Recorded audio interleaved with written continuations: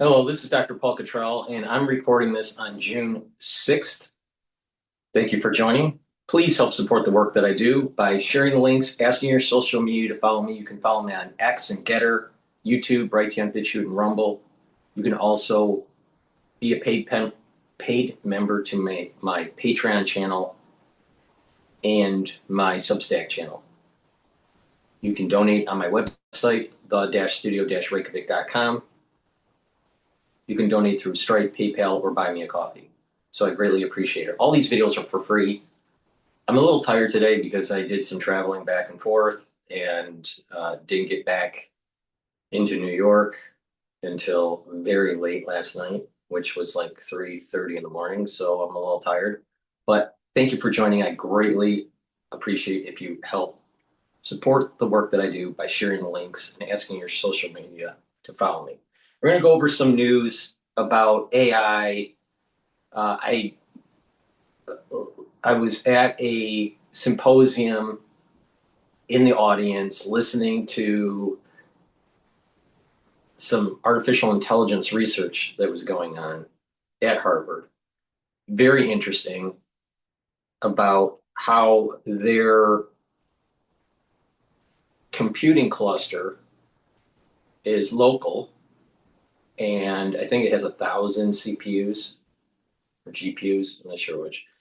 I think it's GPUs, where they're having students do research studies using this computing power to do simulations, very similar to what the Santa Fe Institute was doing in the 90s with complexity science.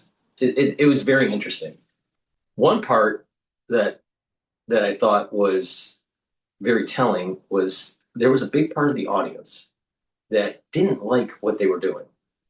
There's a pushback. I'm starting to notice that there's a pushback within the alumni, within the student body, a pushback against AI and AI development. But they're doing some interesting research over at Harvard in regards to AI. So we're going to go over some videos about AI, and we're going to go over some videos about jobs because it's related. So before I do that, please help support the work that I do by taking the great supplements that I offer. These are supplements that I take every day to help slow down the aging process. Now, this is something that I've been on a journey since I was 16 years old.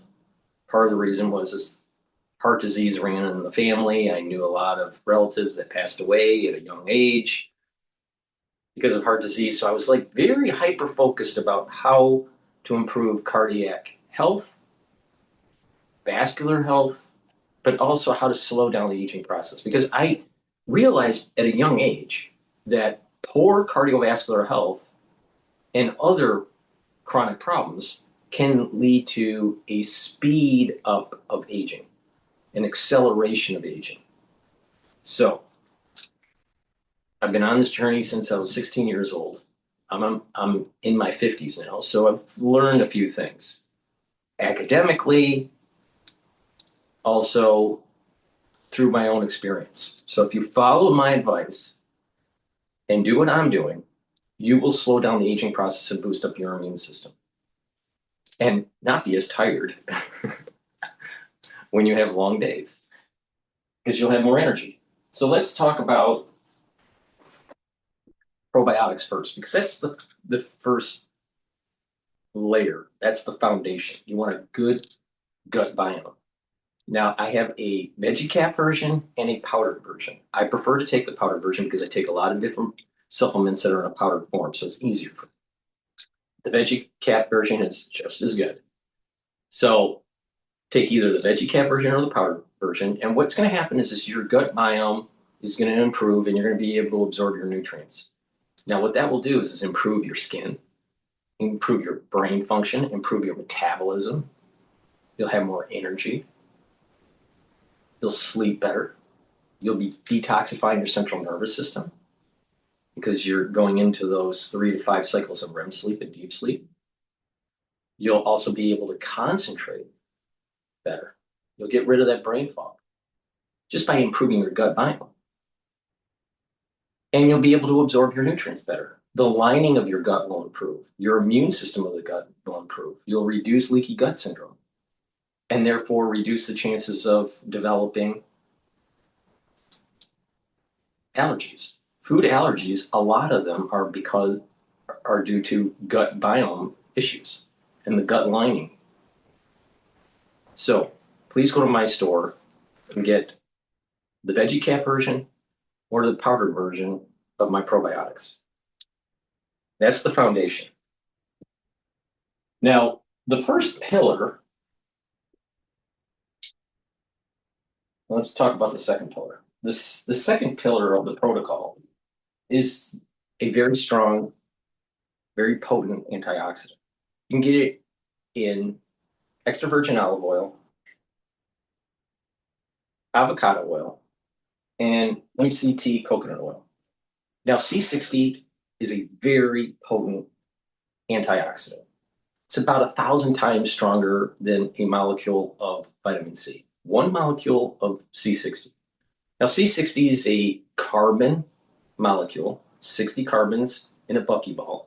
It's a very strong molecule. It can't be broken apart.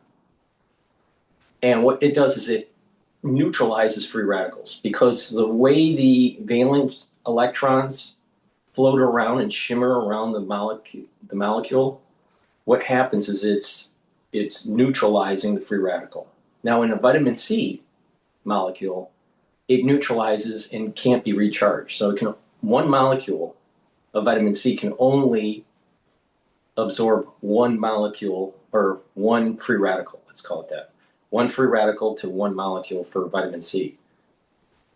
C60, it recharges because of the valence shell shimmering from one carbon atom to another in the 60 carbon molecule. And because of that, you're going to be able to absorb and neutralize these free radicals at a much higher rate. You take a teaspoon a day. What this will do is it's going to soak up the free radicals at the cellular level, improve the mitochondrial health. Your ATP is going to start to go up. And because your ATP is going up, you're going to have more energy. And when your cells have more energy, they're going to perform better. In addition, by taking C60, you're bringing down the stress in the cell and in the tissues. So your organ systems are going to perform better. You're going to have more energy. Your organ systems are going to perform better. Therefore, your immune system and your endocrine system is going to perform better. In addition, by soaking up the free radicals at the vascular level, you're reducing the concentrations of oxidized LDL. When you have less oxidized LDL, you have less plaque formation. And when you have less plaque formation, you have better blood flow. So by taking C60, you're improving your cardiovascular health, but you're also perfusing your organ systems with the blood it needs, including your brain. So brain function actually improves. Now, C60 also helps with brain function by improving the health of the neuron by soaking up the free radicals, boosting up the health of the mitochondria within the neuron, and allowing the neuron to produce more neurotransmitters, less stress, better positive neuroplasticity that will lead to better cognitive function, better memory. So C60 is a very powerful antioxidant that you should be taking every day, teaspoon a day, every day, preferably on an empty stomach in the morning for best absorption. But take it every day. It also helps the basal layer of your skin. So by improving the health of the basal layer, you'll have better skin cells. So please go to my store, the-studio-reykjavik.com, take C60 every day. If you haven't done it already, as you're taking it, that first 2 months, you're going to start noticing your energy levels are improving. You're slowly improving your immune system and your endocrine system. And over a year period of taking it, you will have a noticeable difference that your health is improving. You're going to notice that you look younger. So please go to my store, the-studio-reykjavik.com, and get the C60. It stacks really well with resveratrol for the basal layer to improve the skin. Now, let's talk about resveratrol before we go to the clips. Resveratrol helps with youthful gene expression. As you get older, you start to methylate genes. And as you methylate those genes, your body isn't producing the proteins it should be in the correct concentrations. Resveratrol also is an antioxidant, so it's going to soak up free radicals and help the health of the mitochondria, so you're going to have more energy. Resveratrol also allows you to get rid of senescent cells. So you're getting rid of cells that stop dividing and are just collecting garbage like lipofuscin. When you do that in tissues that can be regenerated, you're actually improving the tissue. The average age of the cells in the tissue actually go down, so you're younger. So resveratrol stacks really well with C60 for the basal layer for your skin and improving the layer of that basal layer, improving the new cells that are being generated, creating your skin. Your skin has different layers, multitude of layers depending on where you are in the body, but typically 7 layers. But what we can do is by stacking resveratrol and C60 together, you're improving that basal layer, and the skin that cells that are being generated at the basal layer are healthier. So as they build up keratin all the way up to the surface of your skin, they're healthier cells. So you will, with proper diet and exercise and staying away from being sunburned and all this stuff, you're going to actually notice that your skin's improving. So please go to my store, the-studio-reykjavik.com, and get the resveratrol. It stacks really well with C60 to help to get that youthful gene expression. With that, if you use discount 5, you get $5 off any order. You can use it as many times as you want. You know, it's not just once and you can't use it anymore. Every order that you do, make sure you use discount 5. All caps, discount, and then number 5. You get $5 off. With that, please go to my store, the-studio-reykjavik.com. Link is in the description of this video. Now we're going to go to CNN talking about record layoffs driven by AI.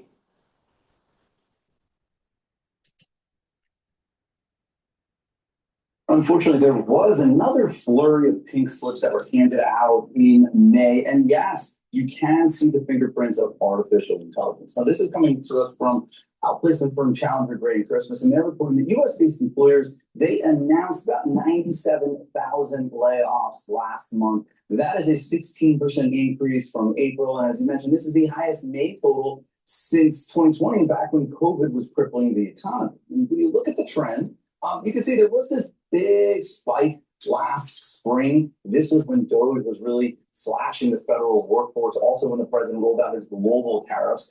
Thankfully, announced layoffs, they have come down since then, but they are up 3 months in a row, and they do remain elevated. So where are these announced layoffs? Well, pharmaceuticals, finance, this is fintech. There are about 5,000 to 6,000 each, almost 7,000 in transportation. But look at technology. That really stands out. Almost 40,000 announced layoffs there alone. That's the highest in any month for the tech sector in 3 years. And that's notable because we know tech is adopting artificial intelligence very aggressively. One of the underlying reasons for this is not just automating using AI so you don't need as many people.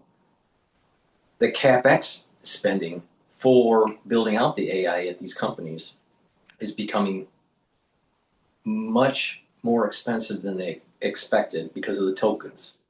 See, a lot of people don't realize that every time you are using this AI LLM and you're developing systems at work, it's taking tokens. And these tokens will cost a certain amount of money. Either you have a plan where it's per token, or you have 10,000 or 100,000 tokens for your monthly budget, or whatever it is.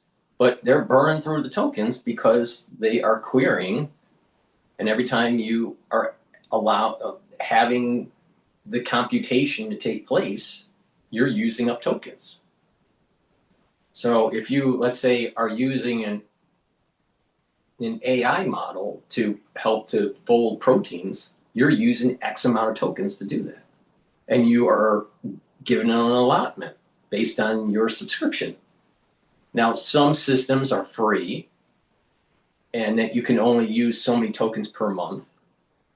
But the reality of the situation here is that many companies are purchasing the tokens and they're noticing that their CapEx is much higher than budget and they're trying to cut costs.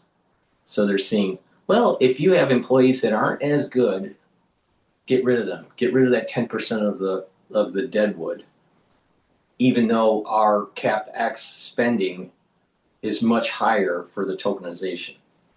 So that's another reason why this is happening. It's the cost of the tokens on top of the elimination of some of the jobs because of automation. It's a CapEx story and an automation story.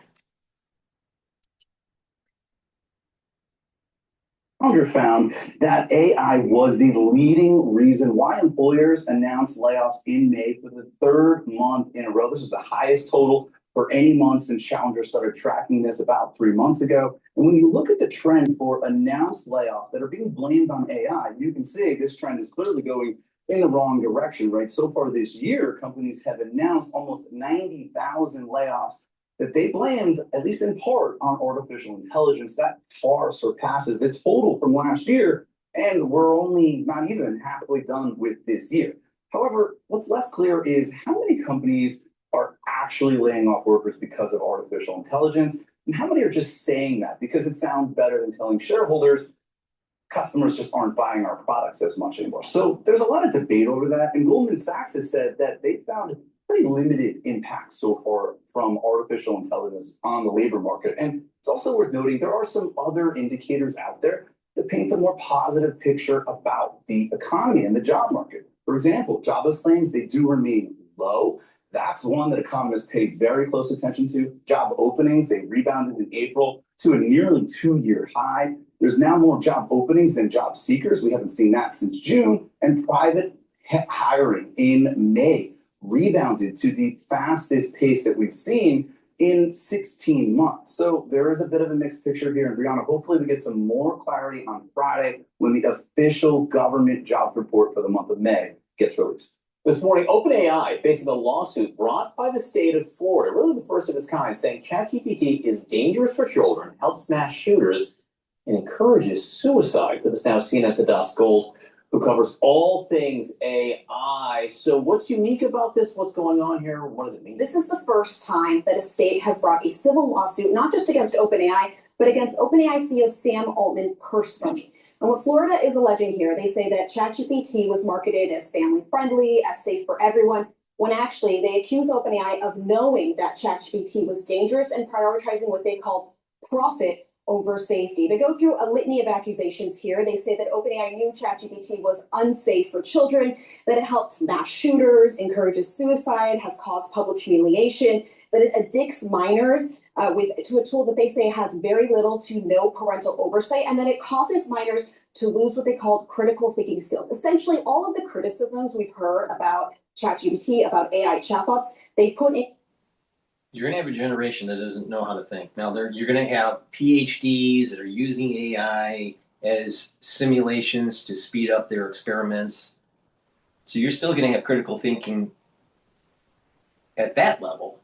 But the average student that's coming out that's using ChatGPT, I'm sorry, the critical thinking is going to go down. Same thing's going to happen in an older workforce. The more you use it, you're going to lose those important skills like critical thinking, being able to learn being able to read and write properly, being able to discern what's important from what you read, being able to read large amounts of information.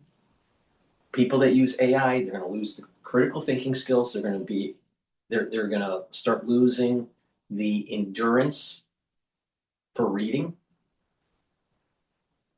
And what's going to happen is you're going to have a dumber society. So that's that problem. Then you have the issues with minors and the harmful effects of AI, but also at the research level. Early on, if you go back to the early experimentation for gain-of-function research in pathogens, there wasn't at the very beginning, there wasn't a protocol that protected the public from what they were doing until they actually had a conference and they convened and they came up with biosafety protocol.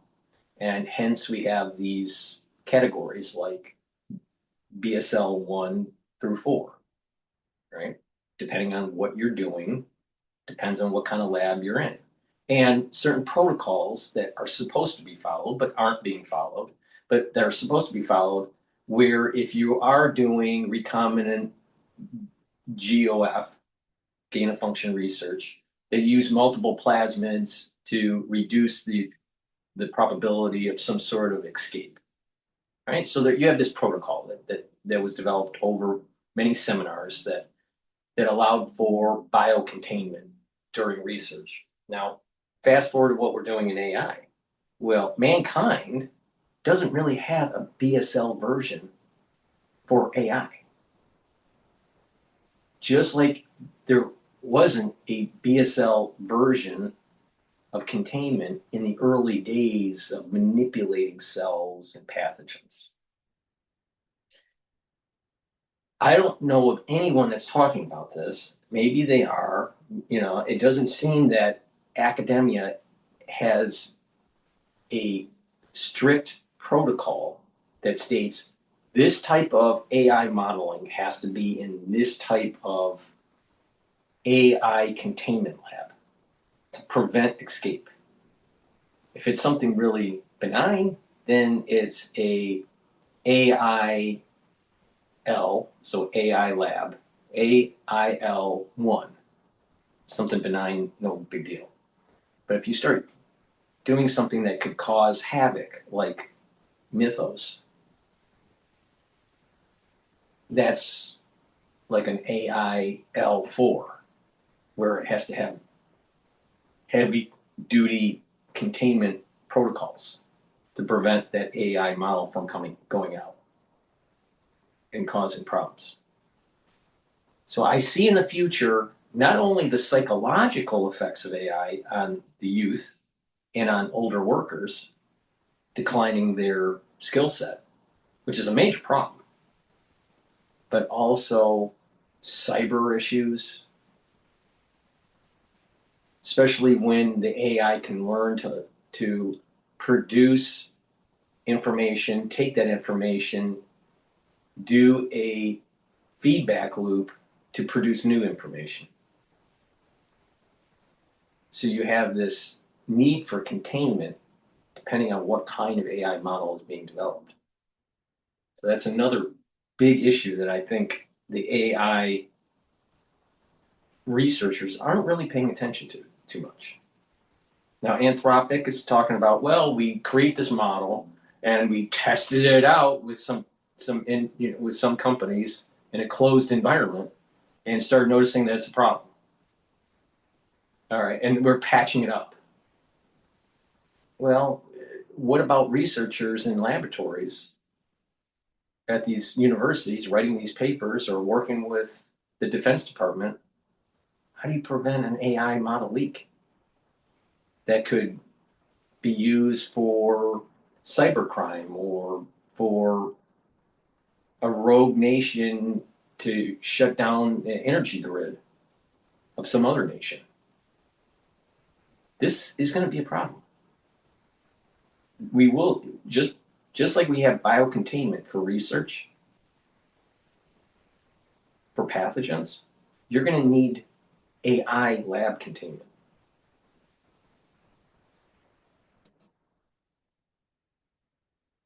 To this lawsuit that's really alleging negligence and product liability. Take a listen to the Florida Attorney General.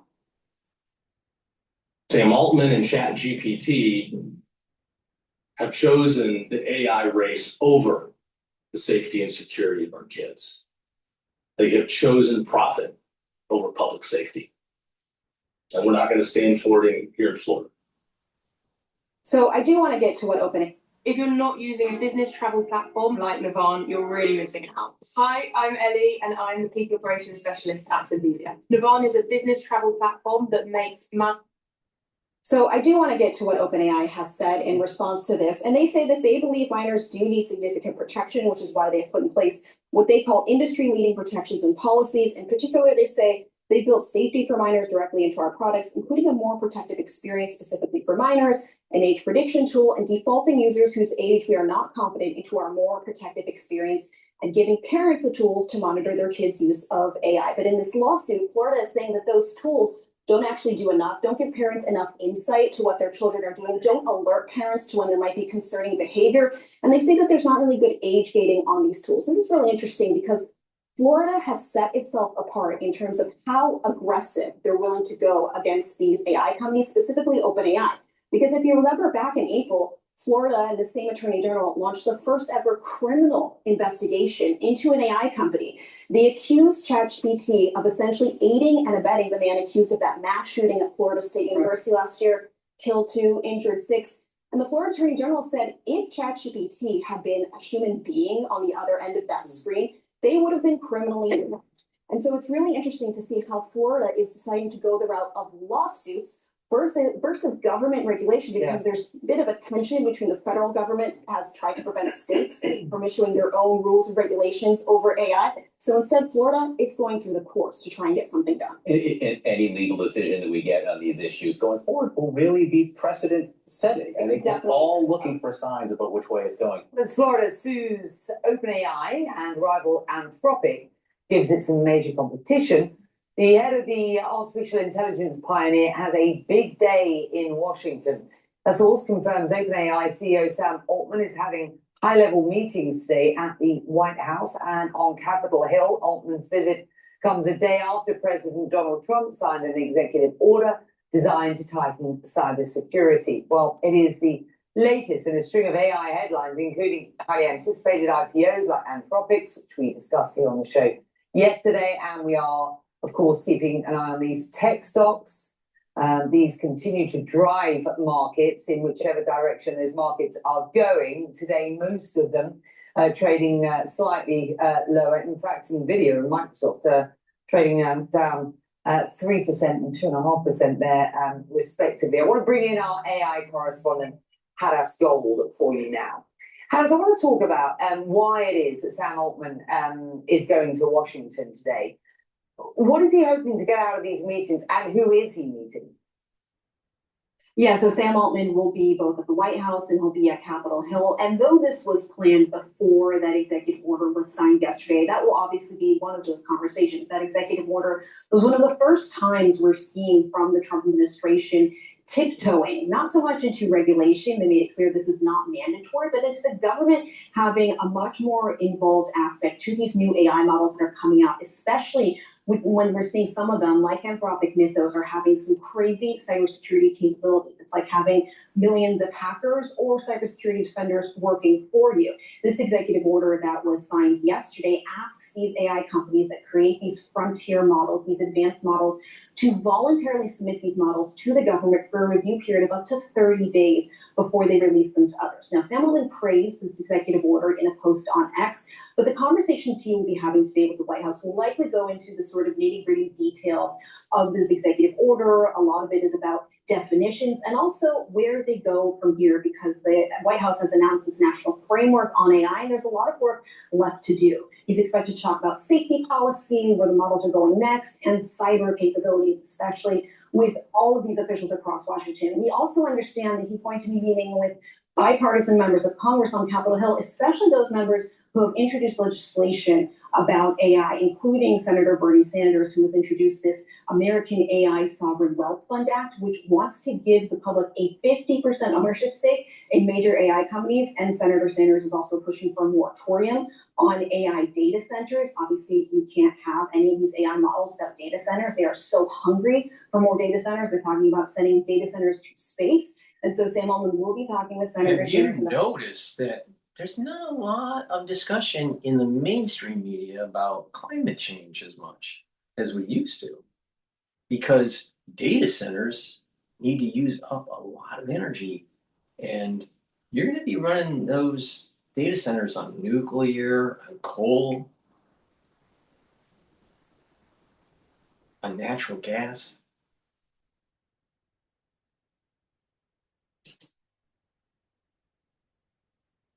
Obviously probably trying to get them to pull back a little bit, or at least modify this legislation in a way that OpenAI thinks that they can live with.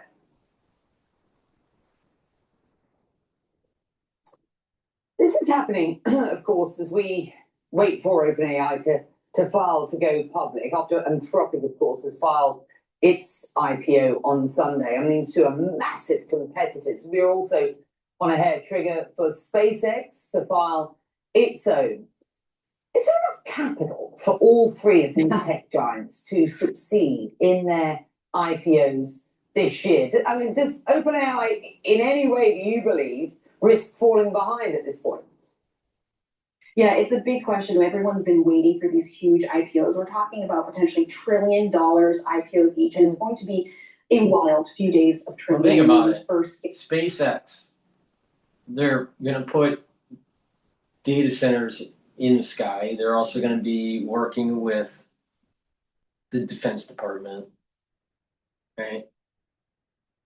Huge potential for telecommunications and having their own cellular network through Skylink. Anthropic, they're making money. OpenAI doesn't make any money yet. So is there really a future for AI, OpenAI? Or is it, we're going to see it more in the business model of Anthropic? Think about OpenAI. They're competing with Gemini. They're competing with Grok. Probably the ones that are in the AI that are going to drop off or be second tier will be OpenAI and Meta. And the ones that are going to flourish will be Anthropic, Palantir.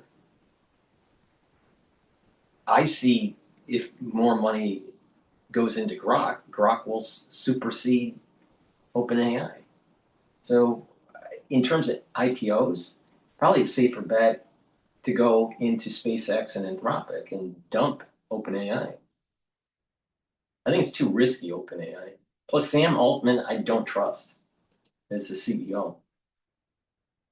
this one to drop SpaceX is expected, I believe, sometime next week. Anthropic's filing was their confidential S1, so it's not fully, an IPO just yet. And OpenAI, we are expecting anytime soon. This will be the first time that retail investors will really get to have a piece of this AI boom. And a lot of critics have been questioning, though, whether the funding is outpacing real world demand. And actually these filings and through going public and earnings reports will finally get to have a look under the hood at what's actually happening at these companies. What does the financing look like? What are the business practices?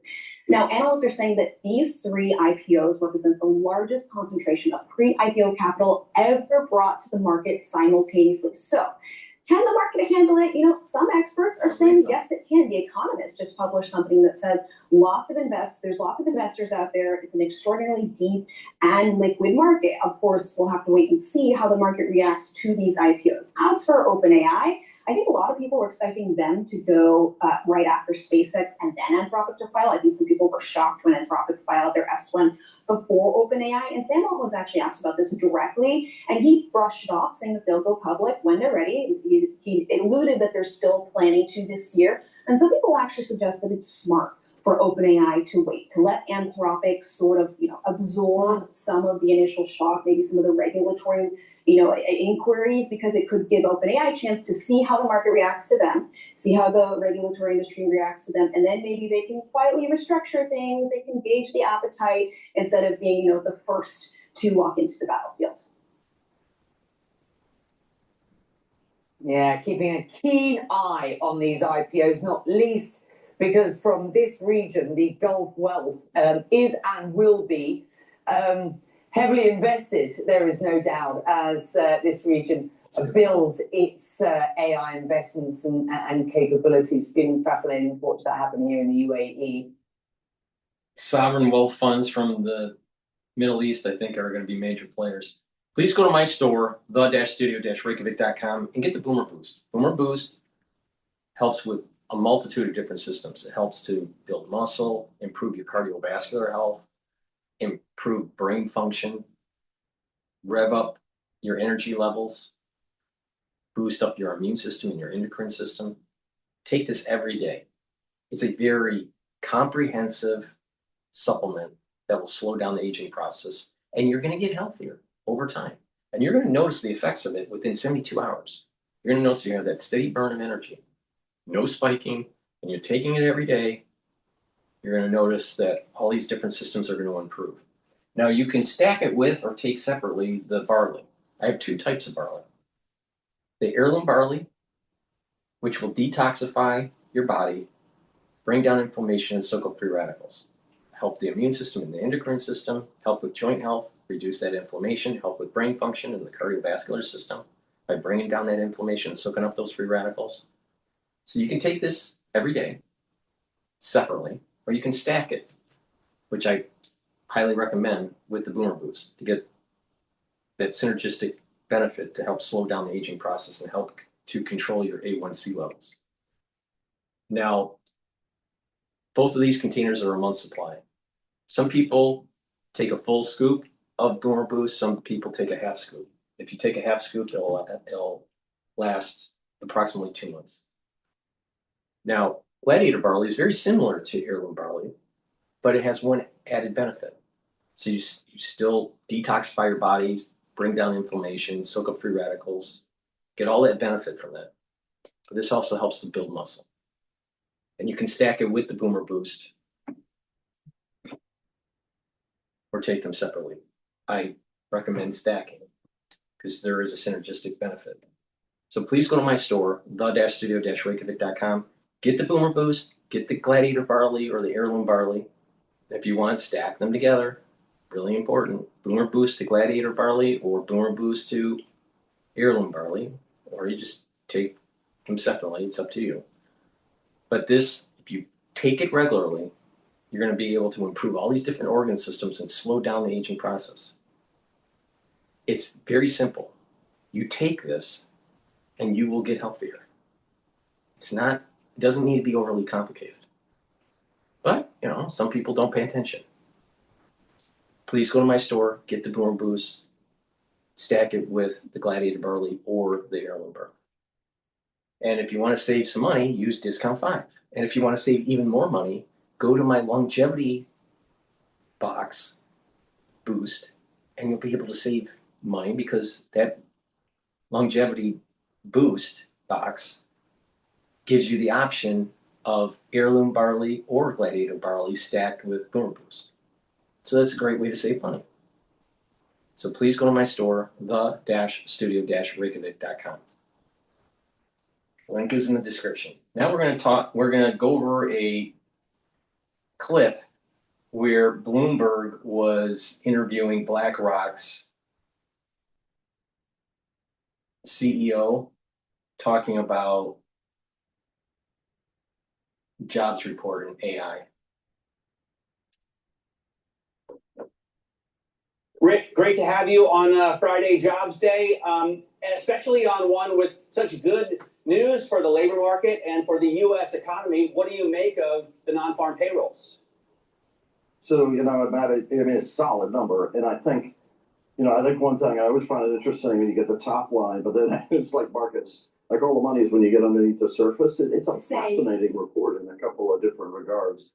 When you actually look at it, so, we know healthcare, we talk on the show all the time. Healthcare, good again, check. Local government was a big number this month, so it was about 50,000 jobs, local government. So what do you do with that? Interesting, that tends to move around, obviously.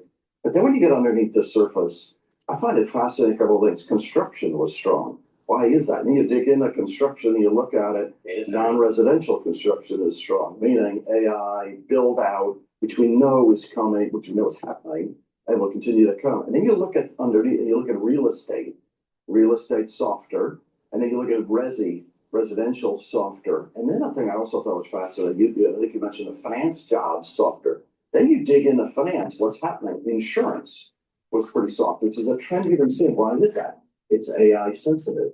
These are the areas and services where you're going to start to see the softness. You're going to start to see AI start to press on the areas where you can create some real efficiencies, real productivity. So net solid number. Things like food and drinking. I don't know what was happening that created that sort of environment. That was solid. You got to factor that in your equation. So anyway, point being, I think you got to factor in an economy that's doing quite well. You've got an AI. You've got a big cylinder of AI that you see show up in construction, and you see that what companies are doing that are starting to implement. So, you know, and I think you got to think of the Fed's reaction function. The data so far is solid, and you got to build that into your positioning. I mean, I don't know about what people were doing with food and drink. I guess some celebration with indexes at all-time highs. I'm always tracking G-body 911s. Even the 997s are at prices that I just can't believe. There's a lot of cash out there, Rick. I look at credit, right? The ag at 30-year tights right now. Where is all this cash coming from?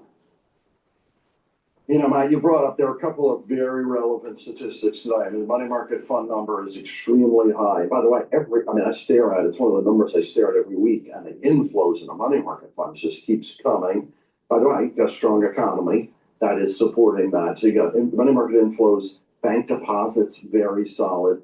The other thing that you see that happens, we track in the market, you know, why is all the supply well subscribed in fixed income? You know, you see the pension demand, the life insurance demand, you're at yields. If you're matching a liability, you've got yields that are pretty attractive, you know, even though spreads aren't that interesting. So you've got two big pockets of demand, you know, particularly for fixed income. And then for equities, you know, I've said it before, even though you're getting an IPO calendar, so a little bit of digestion, you have so much in the way of buyback that the net supply of equities is just not that large. So, you know, not to say you can't pull back on numbers like this or war-related issues, but the technicals underlying the equity market are pretty solid as well. So the jobs data is predicated on the AI build-out for the hyperscalers. Well, wait a minute here. What about the other jobs out there? And according to CNN, they're not doing so well, especially in tech. Right? Because there's a lot of layoffs. So, how healthy really is the economy? I'm not sure. You know, once these inflows start to slow down, then you're probably going to start seeing a little bit of a potential tipping into a recession.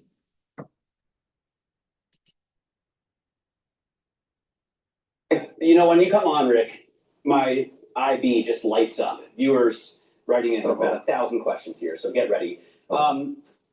What's your view on all the investment grade data center issuance? Is it overweight because that's the future, right? Because that's the dream and it's going to come true, or are you being more cautious because you see so many more deals?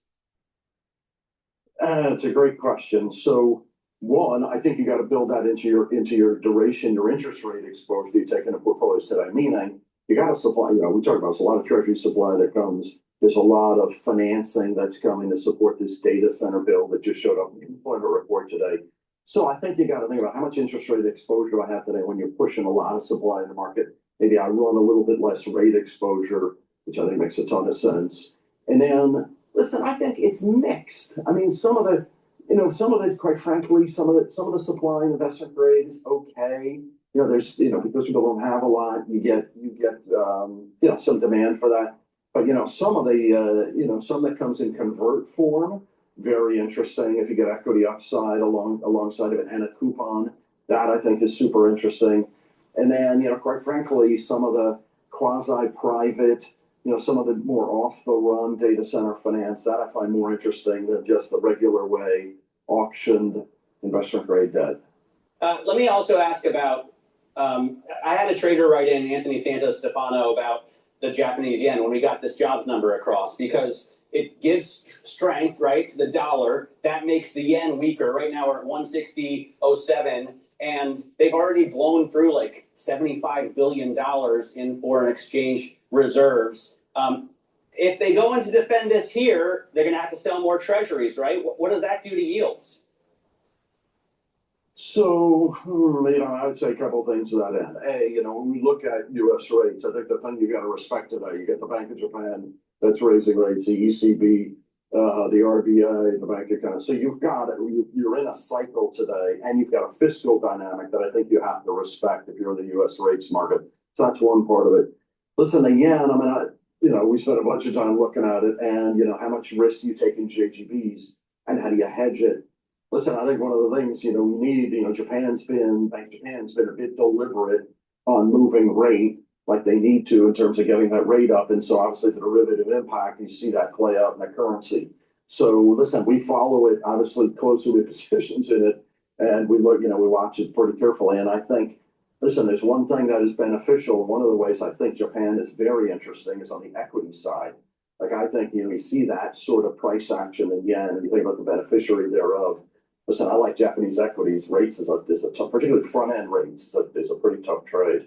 What are you doing in Bink right now, Rick? You've been outperforming the market in your ETF.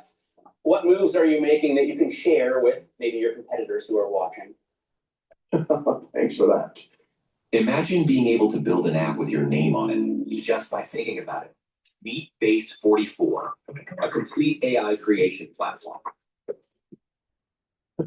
Thanks for that. I'd say a couple of things. Listen, I think, we've moved our interest rate exposure sympathetic to get a strong economy. We reduced a decent amount of interest rate exposure. Some of the negatively convex, the rates, agency mortgages, which, is a good asset class. We like it. Today, maybe we want to be, and, we have been a bit more cautious about that space. I like Europe in a relative basis. Europe's already priced in the hikes. We get the debate that they have a lot more to do. I think European fixed income is quite interesting because you've already priced in the hikes.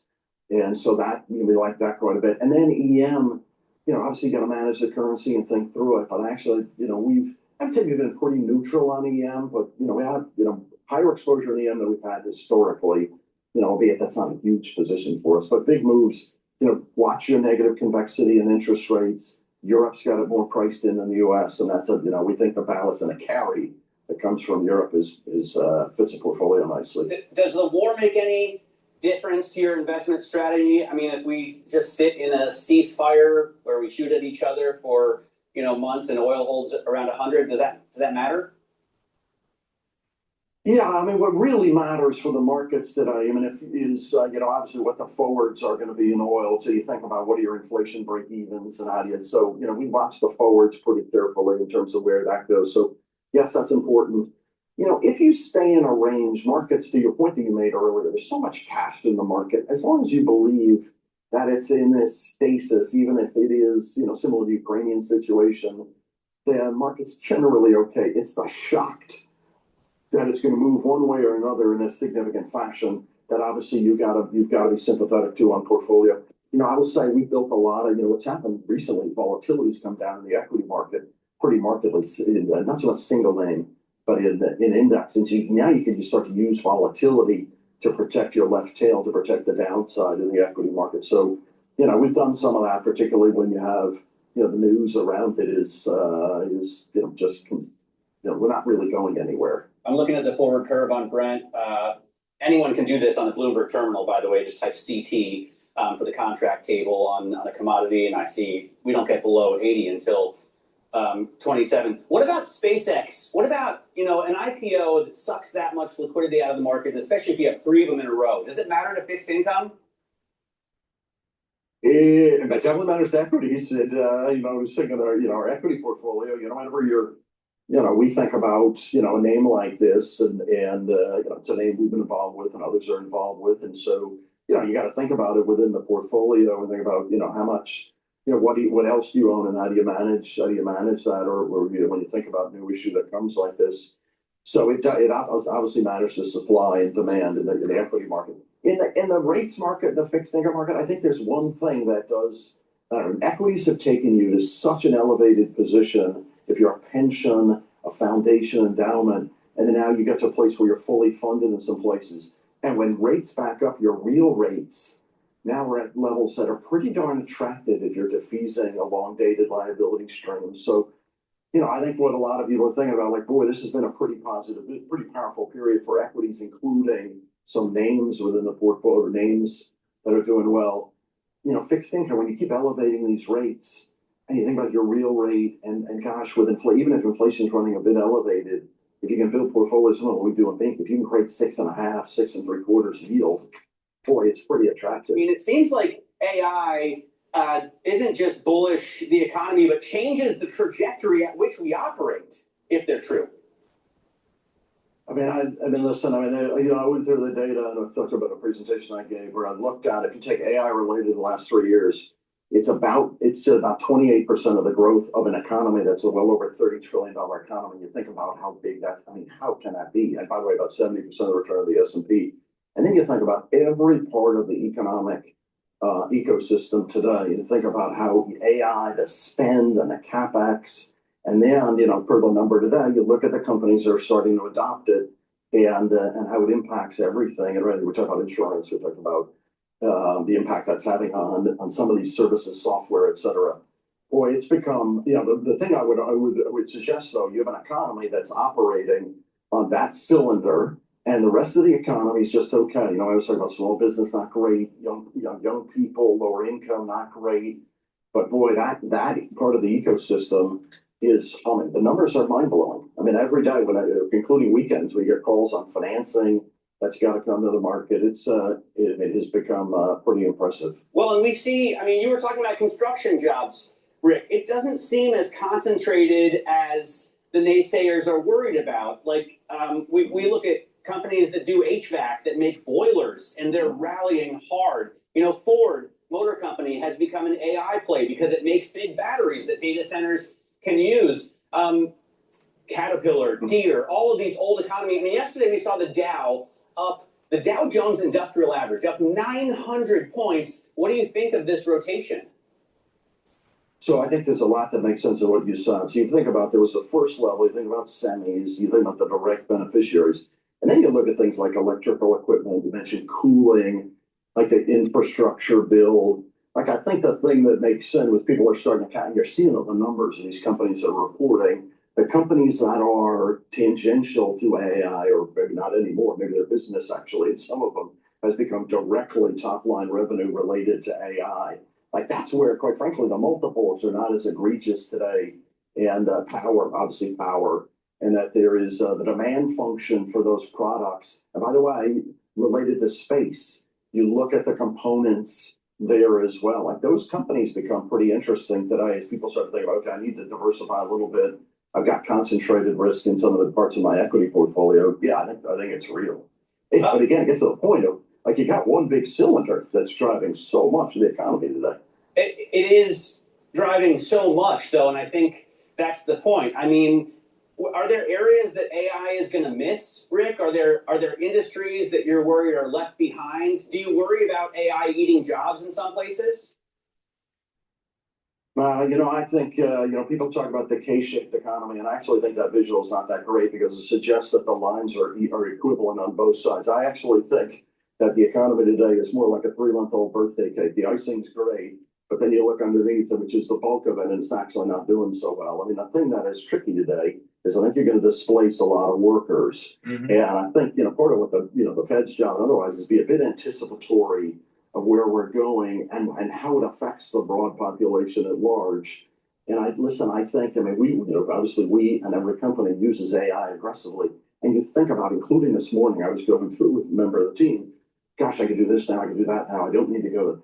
It is going to change the ecosystem, and you're seeing productivity that's heretofore kicked in. By the way, robotics, automation, all powered by that same ecosystem. Listen, I think where we're going, and by the way, when you think about the economy today, you've also got a big fiscal tailwind. When you think about where we're going the next few months, I think you'll have somewhat different disposition around that. So anyway, the point I would make, if you're the Fed, I think you got to pull back. Maybe you're on hold. Like say, I position for what could be a Fed that's more hawkish. But gosh, I think you got to think about where are we today, what's being impacted in the economy, the people in the economy, and then and give it a bit of time to evaluate the condition. But are you saying? It looks like we're adding so many jobs, and inflation is still way too high. You don't want to be cutting, right? You kind of, if anything, you have to raise into this, don't you? So my personal view is when you look at the broad construct and you look at what the interest rate tool really impacts, is it affecting the AI spend? Is it affecting the infrastructure? Is it really influencing, does you move the discount rate, does it really influence the hyperscaler demand? Really not. It influences housing, where you're seeing that. It influences obviously small business, where you're seeing it. You look at credit card charge-offs. Anyway, so what do you do with that? I think you got to take the whole equation and say, my personal view is, well, obviously inflation is above target. Obviously growth, fiscal tailwind is solid. I think you just got to give it a little bit of time. You wouldn't cut obviously into this. Do you need to hike into it? And by the way, you look at Europe. Europe's going to hike into a supply shock. You look at the data in Europe around consumer confidence, NEW, like you're seeing a tangible slowdown. I just think if you're a central bank, you got to be a bit anticipatory of, I heard somebody say the other day, what happens with commodities, price adjusts commodities and demand adjusts in terms of what happens. And I think you just got to be a bit thoughtful and look at the whole picture when you make that decision. And, quite frankly, I think going forward, I think Chair Warsh, be very thoughtful about, do you have to keep moving the funds rate around to tweak small moves, particularly when it's supply shock driven? My perception would be, my perspective would be, look at the whole construct. You don't have to constantly adjust and be thoughtful about where the puck is going. Hey, we've been talking a lot in this program over the last week, Rick, and over the last several months about pulling money out of private credit, and now it seems to have spread to private equity, and then redemption gates coming down. We talked about Cliffwater, right? 17% withdrawal requests. You had Partners Group seeing that creep over into private equity. Yesterday, you had Blackstone talking about redemptions and gates as well. It seems to be the only crack here that I see in financial markets. Is that a concern? No, not. I mean, not. So is it a concern idiosyncratically? Yes, in some parts. We talked a lot about software, et cetera. Is it a systemic shock? No, but I've gone through, where you have, first of all, it's term financed, versus you go back to the financial crisis that was largely overnight funded. So no, it's not systemic, and the sheer size of it is not that large. What, quite frankly, is done for portfolios and how we think about investing, the needle has moved around opportunities. If you go back the last few years, there was so much money floating around that privates were trading at very rich levels in credit. And now the opportunity set is much more robust. I mean, now you've created normalcy, which I think is awesome. Like now, all of a sudden, you have, the dynamic of if you've got an illiquid asset, you should get compensated for that. And now you're starting to see that into the equation. So no, I'm not worried about the systemic at all. In some names where you have debt that needs to be rolled, you got to be, obviously, you got to watch it, but definitely not from a systemic crack in the system. I'm not worried about it. So I'm going to talk to Kevin Hassett on the other side of this break, Rick. What would you ask him right now? I mean, you mentioned the cake-shaped economy. What questions do you put to Kevin? Yeah, I mean, I think, This is Pocket. I never go anywhere without it. At the tap of a button, it records and creates organized notes based on your conversations. I use it at work, at the doctor. Yeah, I mean, I think he's been very thoughtful. I just saw a headline about, listen, I think you have to, think about the broad picture and give the system some time and think about what the interest rate tool does versus liquidity versus balance sheet. Listen, I think that's really important, to think about, how do you think about, there's a lot of treasury issuance that's got to come to the market. You got to make sure that the back end of the yield curve is contained. How would you think about that? How would the Fed think about that? To me, I mean, financial velocity today, it's not really created by the overnight funds rate. It's out the yield curves where it finance commercial real estate, residential, corporate. Like that's a really big deal. And, hearing, how does the administration think about that? How will the Fed think about that? He's very thoughtful on these things.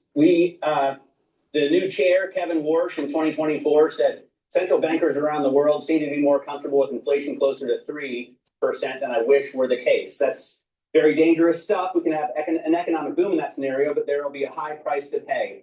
Do you think this central bank is comfortable with inflation where it is? And so I think there's something that's important, the momentum of inflation and what is driving it. So if you look at the rate sensitive parts of the economy today, and we break down inflation, you say, what's rate sensitive? Obviously, shelter is rate sensitive. We need to build more houses in this country. Obviously, take things like used cars. What's interest rate insensitive, things like healthcare, education, insurance, those are sticky high. But that interest rate tool doesn't really do a lot with it. You know, it gets to this point about the headline versus what actually is happening. And I think you just got to factor in, if you're a central bank, if you have a supply shock where that should abate over time, and if your tool isn't really effective for some of it, then I just think you have to think about what is your tool doing? Maybe the monetary base should be adjusted, maybe the balance sheet. But I think you got to have a broader discussion around it. Listen, today, I think the central bank's inflation is above target. You got to wait. Maybe DCB hikes a bit. But I just think the simplistic top line answer for these, which are complex subjects, I think is a bit superficial at times. Well said. So, in summary, artificial intelligence is affecting the job market in two ways. One, the build out for the hyperscalers. So you have construction, but you also have layoffs that are taking place in certain industries because of the cost of the CapEx and the tokens, running the tokens. And I honestly believe that many companies that are trying to implement AI in their processes did a poor job in budgeting for that tokenization. They're seeing elevated costs, and therefore they're being told to reduce the usage, but also they're telling business managers to start shedding employees because of it. Now, in terms of the Federal Reserve, at the macro level, we have an inflationary problem because of elevated oils. We also have this concern in the bond market of elevated prices at the belly of the curve, especially the 10-year. But in recent trading days, it has been going down. The Federal Reserve most likely will be on hold, waiting this out instead of raising rates. You don't want to raise rates in the middle of an oil crisis. They'll exacerbate the problem. And the overall economy doesn't seem to be as strong as people think. That's my takeaway from it.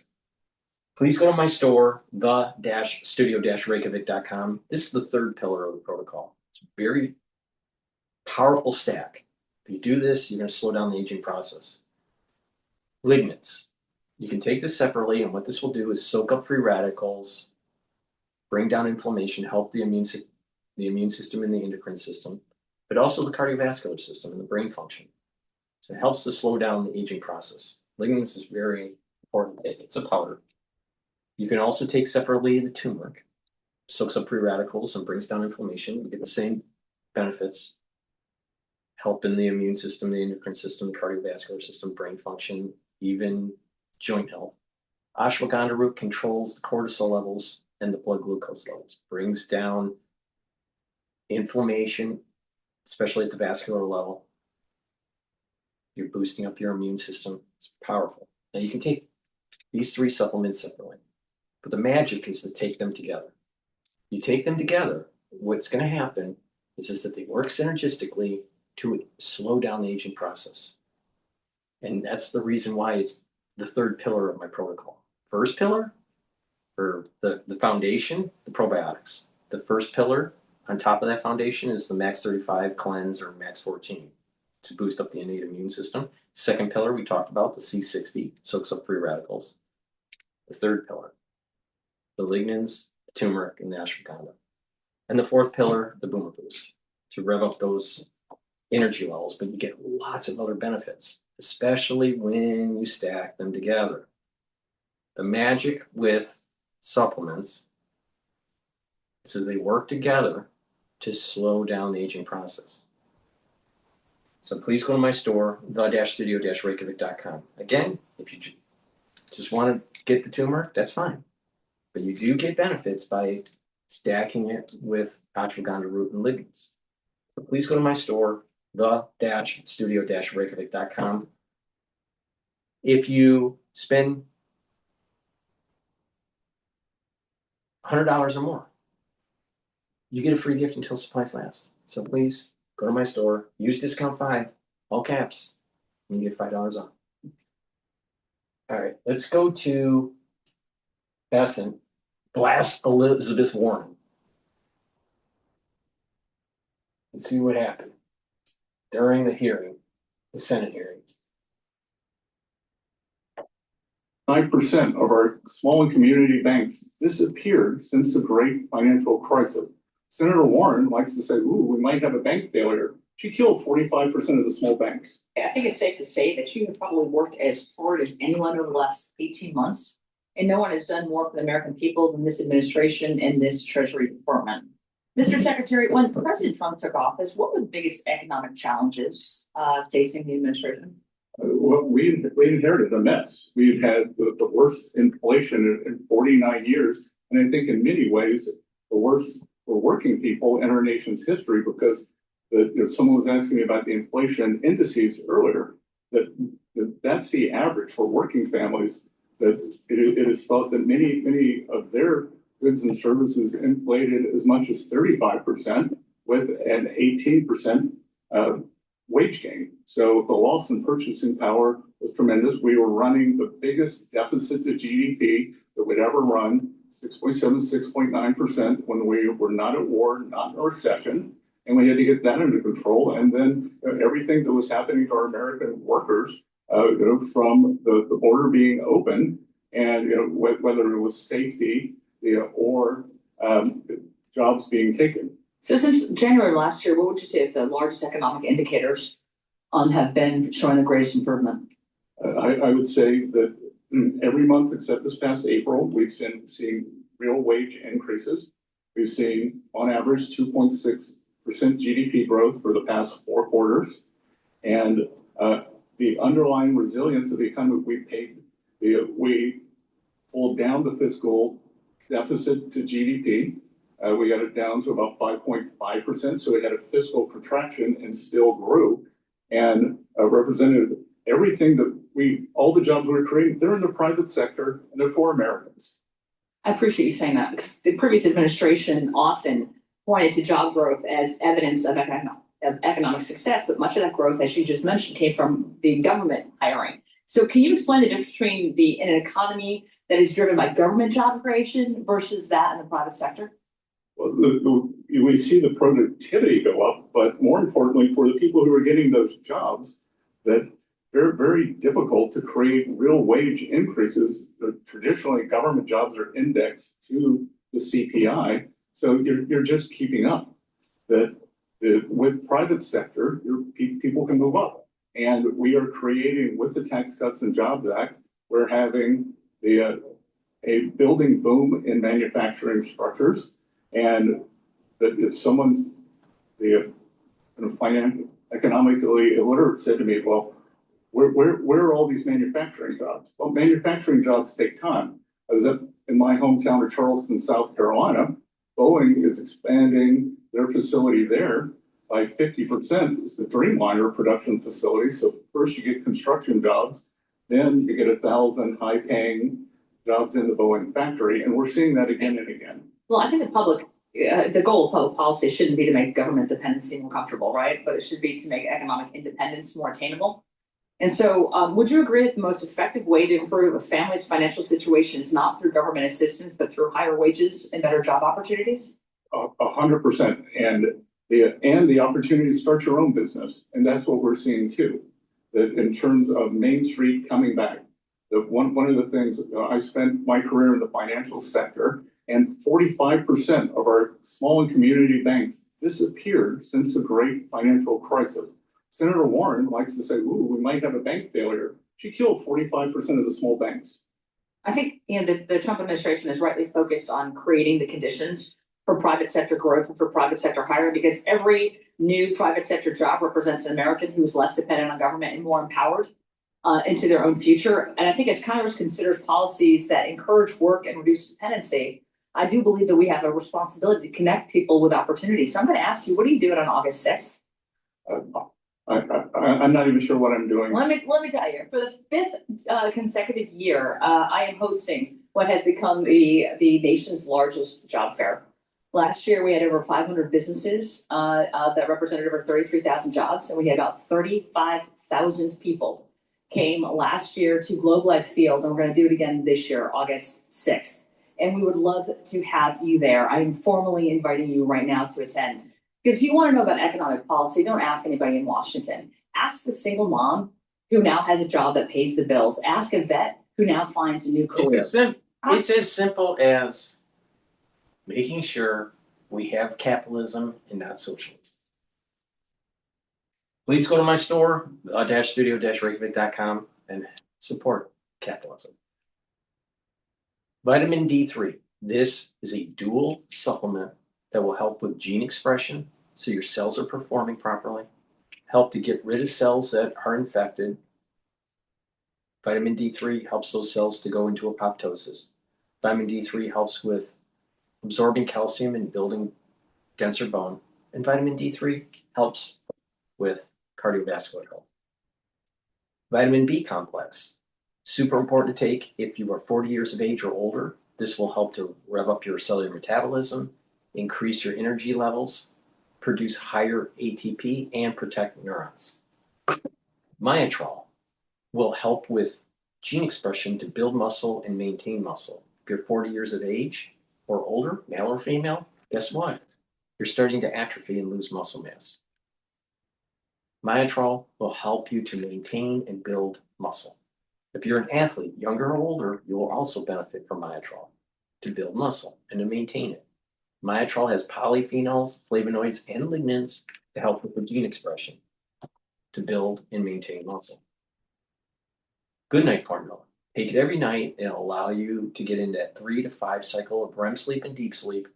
That's super important. So you're detoxifying your central nervous system. You're going to be well rested and you're consolidating memory. With proper sleep, you are slowing down the aging process and boosting up your immune system and helping with brain function. The Good Night formula has tryptophan, melatonin, GABA, and passion flower to help with the sleep pattern. So please go to my store, the-studio-reykjavik.com, and use discount 5 and get $5 off. The link is in the description of this video and all my videos. Go to my store, the-studio-reykjavik.com. All righty. Now let's switch over to El Nino. According to the experts, this is going to be one of the largest El Ninos on record.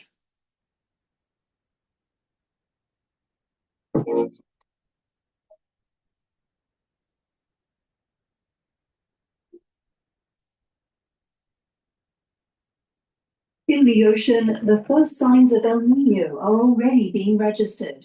The natural phenomenon, which warms sea surface temperatures in the central and eastern Pacific Ocean, occurs every 2 to 7 years. According to the World Meteorological Organization, there's an 80% chance the next event will occur this summer, with major consequences. In some regions, it is likely we will see heavy rainfall and floods. In others, drought conditions. We can also expect an increased risk of extreme heat with higher temperatures and shifting precipitation patterns, adding further stress on human health, ecosystems, agriculture, and energy systems. Scientists also say this new episode could be even more severe. The last El Nino in 2023 to 2024, which meteorologists said was strong, contributed to making 2024 the hottest year on record. The WMO is forecasting above average temperatures in nearly every region of the globe from June through August and beyond. El Nino conditions will pour fuel on the fire of a warming world. The only effective response is climate action equal to the crisis, ending the addiction to fossil fuels, accelerating the shift to renewables, protecting the most vulnerable, and delivering early warning systems for all. There's no evidence that climate change increases the frequency or intensity of El Nino events, but it can amplify associated impacts. Well, to discuss, we're joined now by Dr. Paul Randy, Professor of Atmospheric and Environmental Sciences at the State University of New York at Albany. Good to have you with us this evening, Paul. Talk to us about El Nino itself, what exactly it is, how it differs from normal climate conditions in the Pacific Ocean, how it affects weather patterns. So you need to start thinking along the equator of the Eastern Pacific Ocean. In that region, normally the winds are coming from east to west, and because of the rotation of the Earth, that draws up cold water from underneath and creates a cold tongue of water along the East Pacific equator. And at the same time, those trade winds blowing from east to west pile up warm water in the Western Pacific. And over time, that builds up and eventually gets displaced back toward the east. You can think of it like sloshing of the water in a bathtub. The warm water floating on the surface of the ocean heads to the Eastern Pacific. And normally it's just a moderate warming over there, and it changes the distribution of rainfall in the tropics. And where it's raining in the tropics, the air comes in, up, and out, and forces changes in the large scale, we call them planetary waves in the atmosphere. These determine where it's warm, where it's cold, where it's wet, where it's dry. And we sit in conditions where some parts of the world are normally dry, but then when El Nino kicks in, they become wet and face flooding and other outcomes. In this particular event, there's a lot of warm water volume available, and it's perhaps more than most past events have had.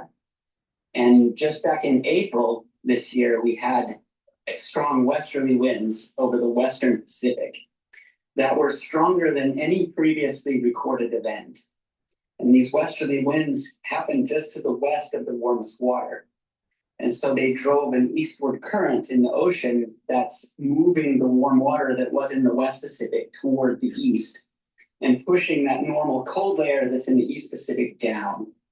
And this is happening now at a similar rate to what happened in 1997 when we had the strongest event of the last century. And there's some model solutions that are suggesting that this event could achieve an amplitude similar to the strongest event known back in the late 1870s. So that means we're facing into something that we haven't seen in about 140 years or so. Why is it so strong, Paul? As we say, we normally kind of see this phenomenon every 2 to 7 years. So why do you think this one is going to hit particularly hard? It's the combination of where the water volume had been accumulated in the Pacific Ocean and where these westerlies were located and the intensity of the westerlies. So they're pushing that warm water from west to east, and that warm water source is roughly half a degree warmer than it was in 1997 during the similar event back then. That warm water will move from west to east across the Pacific, and it will cool a little as it does so. But the models and basic physical arguments, just based on tracking the progress of the warm water as it's moving over the last several weeks, suggest that the amplitude could be as high or potentially higher than any event in the last century. And we might presume, given the recent heat waves we've had the last few years, and even here in Europe in the last week or two or so, we might presume this is somehow linked to climate change. Is there any evidence that these El Nino events are connected to that? Is our warming planet making them more stronger or more frequent? There aren't any consistent trends, and climate models aren't particularly good at simulating the rainfall patterns and the wind patterns that drive the observed El Nino conditions.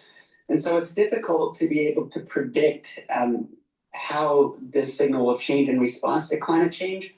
But in this particular event, the source water over in the Western Pacific is absolutely warmer than it's been historically. And part of the reason why it's warmer is that the climate has warmed in most parts of the world.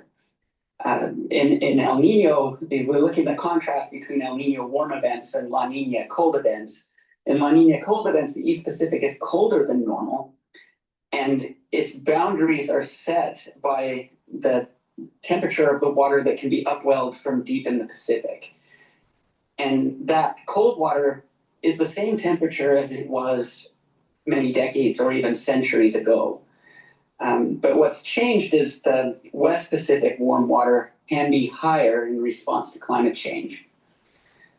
Climate change will also impact the rainfall rates along the atmospheric waves that respond and can adjust the amplitude of those features.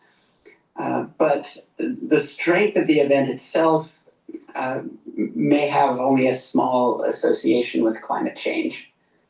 And the models that you refer to there, is there a risk that they might be underestimating the actual risk linked with the interaction of the two, the El Nino on one hand and global warming on the other? And what should governments be doing to prepare for the possibility that all of this is going to continue to get worse, stronger and more frequent into the future? So we don't know that El Nino events will become more frequent or even stronger into the future, but there's a possibility that this could happen.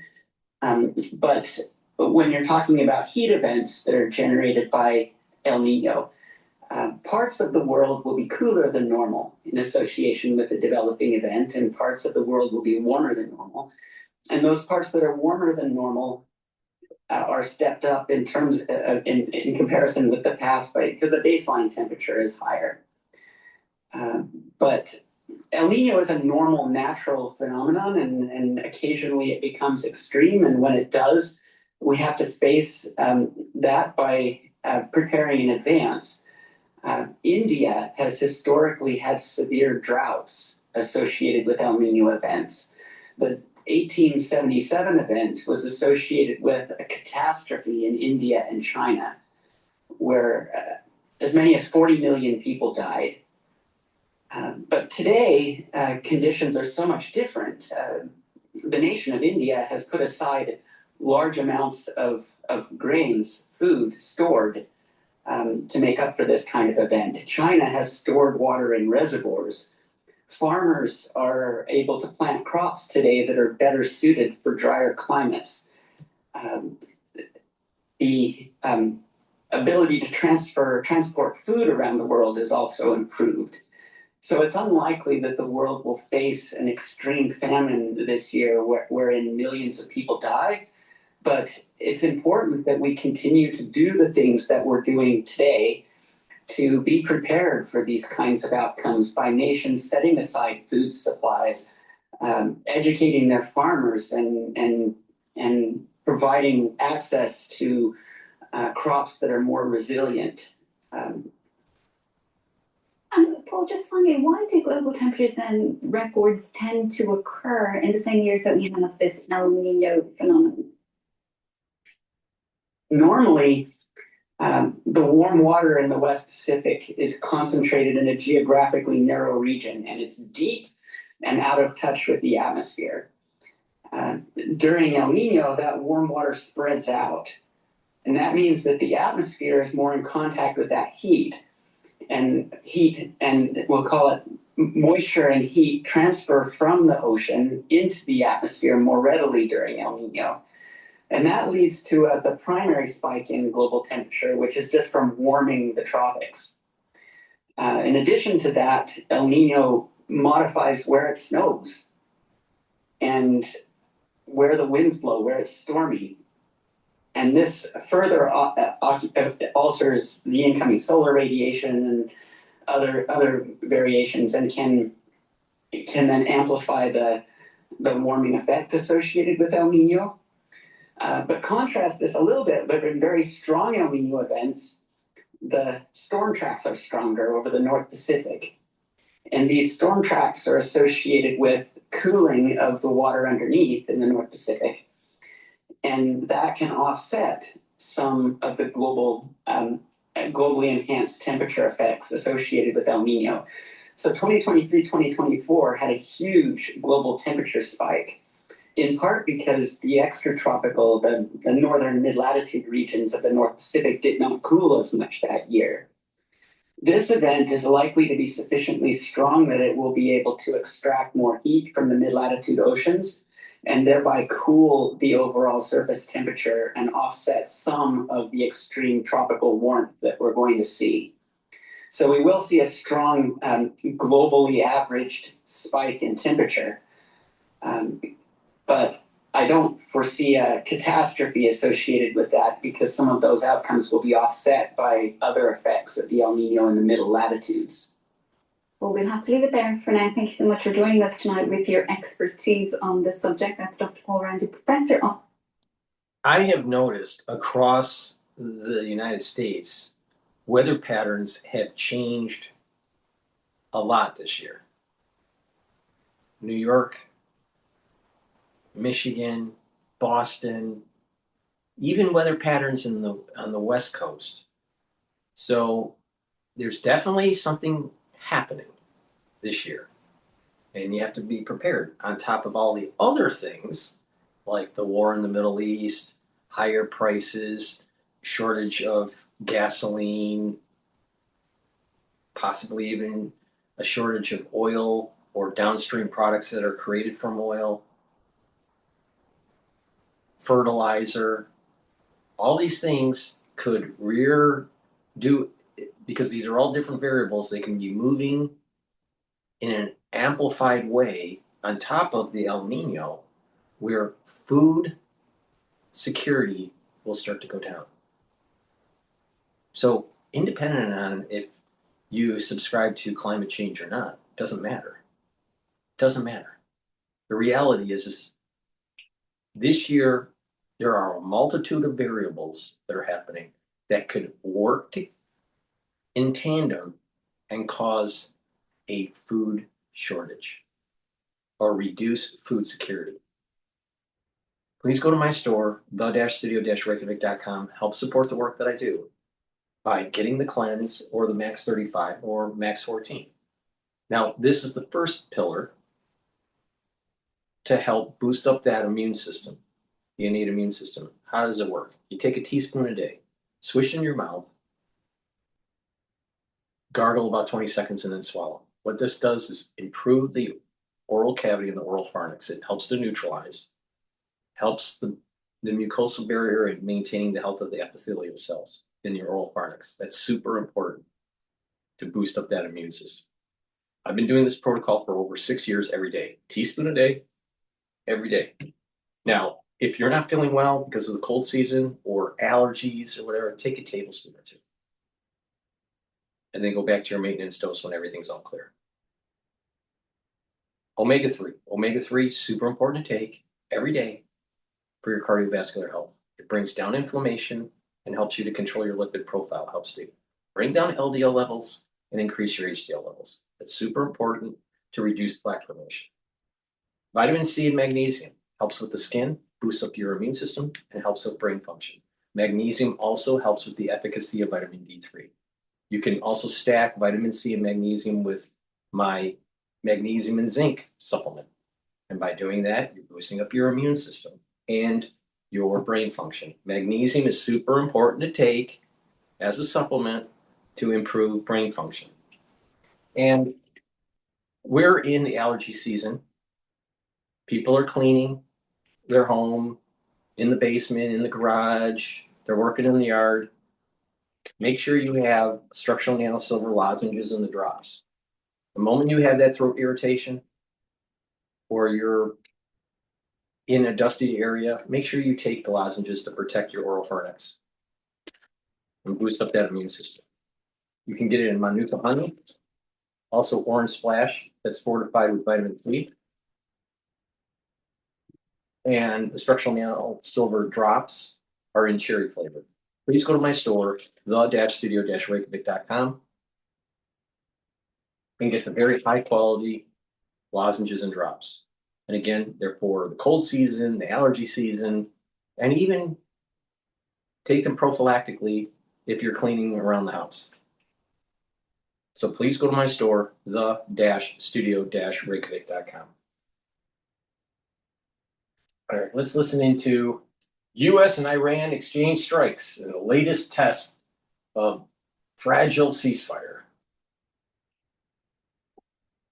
Welcome, I'm Martine Croxall. The tenuous ceasefire between the US and Iran is fraying, with the US forces attacking radar sites and Iranian missiles targeting US bases. The Islamic Revolutionary Guard Corps in Iran says it's fired 7 ballistic missiles targeting US bases in Kuwait and Bahrain. It's threatened to close the Strait of Hormuz to gas and oil exports. US Central Command says all missiles and drones were either intercepted or failed to reach their targets. Earlier, the United States military attacked radar sites on Iran's southern coast. These are pictures released by CENTCOM. The war is now nearing its 100th day. Speaking at an event in the US state of Wisconsin, President Trump said it may be ending soon. We're at a point we're going to come out of Iran very quickly, and it's going to be very strong, one way or the other, whether it's a piece of paper or the very tough way, okay? The very tough way is maybe the easier way.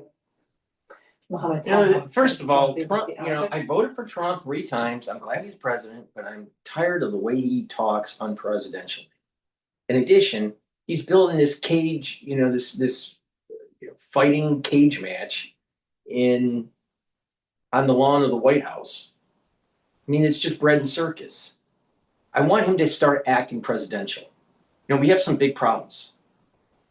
Tariffs aren't fixed. The White House is in a demolition situation. Where's the approval for above ground construction? He's talking about a lot of stuff that is tangential. We still have the war that's going on that's affecting oil prices. I want the president to start acting presidential.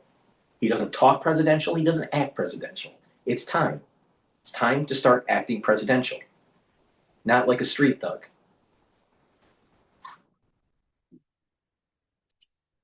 Get the job done.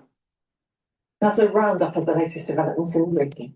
In general, we saw a night that saw the war return back with kind of full power in the Middle East. We saw Israeli attacks on the southern of Lebanon and in Gaza, and also, as you mentioned in your introduction, the tense situation around Strait of Hormuz, where there were 4 Iranian drones were intercepted in this area, and also some raiders, as the U.S. said, in some of the islands in the Strait of Hormuz, and the retaliation from Iran was attacking air base in Kuwait, attacking parts of the 5th Fleet in Bahrain, and causing also some warnings to American ships in the Gulf, and also even warning airplane carriers, American airplane carriers in the Gulf, and pushing them down to the Pacific Ocean. So we saw massive military operation in the region overnight. Meanwhile, in Lebanon, the army says that 7 of its soldiers, including an officer, were killed in an Israeli airstrike on a marked military vehicle in the south of the country. Our correspondent Lena Sinjar has the latest from Beirut. Israel has not commented on this attack yet, but this is not the first time that... Again, it goes back to these simple truths that I've been talking about. It's about God, country, and family, and the Enlightenment. And when you have society eroding, don't be surprised a curse comes down. Now, I've been saying this for months, if not more than a year. There's a curse coming on September 11th, 2026. And all of mankind is going to feel it. You can't prep for it. Everyone's going to be affected. It starts on Rosh Hashanah, coinciding with the Sabbath on September 11th, 2026. And it's going to last until about the beginning of October of 2027. And what's going to happen is these variables that we've been covering, finance, the economy, the markets, the climate issue with the El Nino, the oil problem that we have because of the war in the Middle East, crop yields, the tension that is taking place between the United States and Iran, and also Israel and Hezbollah. The tension that's happening within our society, between the liberals and the conservatives, between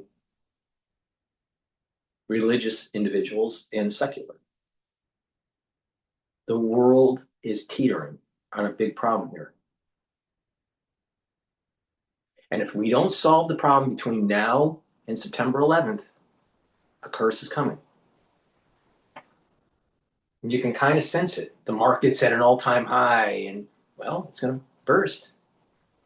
You know, we have these blessings because we've either done something or are supposed to do something to earn it. But don't be surprised when we don't do certain things and we don't earn it. It goes away.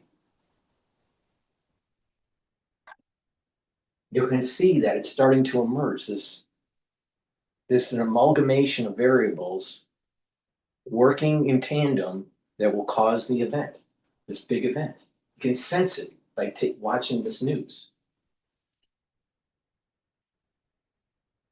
Soldiers come under fire throughout this war in the south. But the timing of this attack is really critical. It comes one day after, the U.S., Lebanon and Israel announced, a partial, conditional truce supported by the Americans, and it really leaves little confidence in the army to be able to be deployed in the agreed pilot zones to monitor the situation, because they'll simply be under fire either from Hezbollah or from Israel.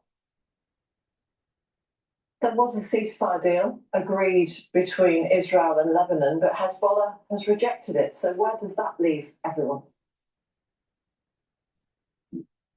Well, exactly. It leaves us where we're seeing, because, yesterday there were still airstrikes in the south and 18 people killed. Today there's this strike on the Lebanese army, but also to remind our audience that this partial truce that was agreed mainly to stop hostilities and spare the capital Beirut from any attacks. It also provides that Hezbollah should stop any attack on Israel before Israel, continues to stop, any attacks on south of Lebanon. And this agreement also doesn't say anything about the withdrawal of Israeli troops from south of Lebanon. And that's exactly why Hezbollah is using this against the government and saying that they're rejecting this deal categorically.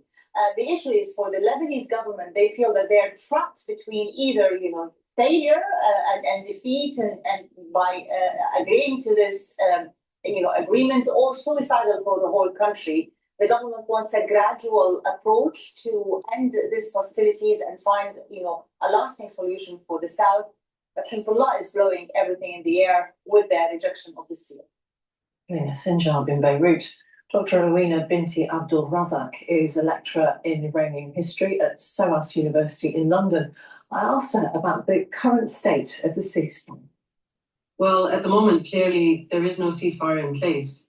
And I think this sort of speaks to the fundamental problem that the negotiations between the US and Iran had, was different sort of goals. Abbas Araghchi has said that, he's not looking for a ceasefire, but rather a long-term peace.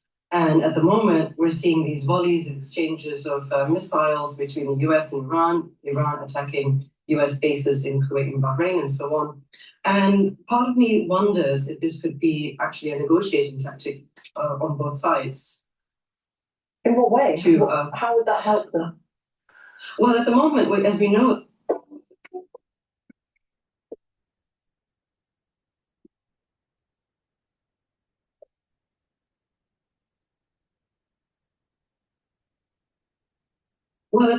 as we know, the peace talks, the ceasefire talks kind of broke down over the weekend, and it was quite fragile to begin with. So now a little break sort of allows both sides to kind of remind each other what they're capable of. Iran showing that it's able to still limit the kinds of ships that go through the Straits of Hormuz, and the US is able to still, attack Iran if it needs to. So it also sort of, shows what the other side is capable of. And I think, from Trump's statements, we can see that they're still very much open to negotiating with Iran. So it's very possible that these exchange of missiles kind of, brings more to the negotiating table, shows what kind of stakes are actually there. In fact, President Trump has indicated that he would welcome or be happy to speak to the Iranian supreme leader. But what do we know about the whereabouts and the well-being of the supreme leader? Because he was caught up in those airstrikes in which members of his family were killed at the very beginning. Exactly, and this is also another fundamental issue: is that key Iranian leaders are at threat. They do face a security threat from potential U.S. and Israeli strikes, and so that's probably one of the reasons why we haven't seen the new supreme leader since his appointment from taking over from his father. So it's a bit of a mystery, to be honest. But I think the Iranian government has shown that it's kind of able to still maintain power, maintain a campaign against the US without him actually showing up. So I think the US is trying to sort of push Iran to reveal Mujtaba, but at the same time, I think they're not going to do this at this point. Israel has been attacking Lebanon following rocket fire from Hezbollah. How does that part of the conflict affect the prospects of a settlement between Iran and the US? Well, Iran has been very clear that it wants to tie what happens to Lebanon with what happens in Iran, to Iran. So Iran has shown that this is not just a bilateral issue, it's actually a regional issue. So by tying Lebanon's fate to Iran's fate, it sort of shows that they're not looking for just a simple bilateral solution. It really shows that Iran is looking for a regional solution for its allies, especially Hezbollah in the south of Lebanon, and for Lebanon in general. Yeah. So clearly they want to make it not just a bilateral issue, but a regional one. Dr. Rowena Binti Abdul Razak from Samat University in London.